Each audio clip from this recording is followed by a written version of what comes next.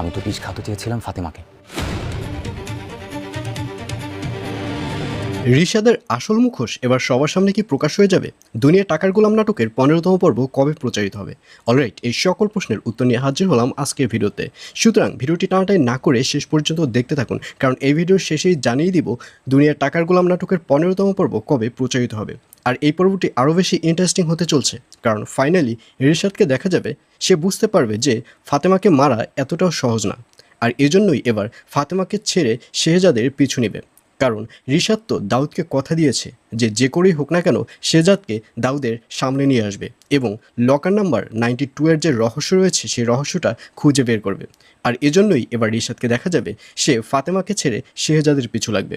আর অন্যদিকে শেহজাদের সাথে নতুন যে মেয়েটির বিয়ে হয়েছে সেই মেয়েটিকে দেখা যাবে সে শেহজাদের সাথে থাকতে থাকতে শেহজাদকে ভালোবেসে ফেলবে, শেহজাদের প্রেমে পড়ে যাবে এবং এক পর্যায়ে শেহজাদকে হাজব্যান্ড হিসেবে মেনে নেবে সেই মেয়েটি।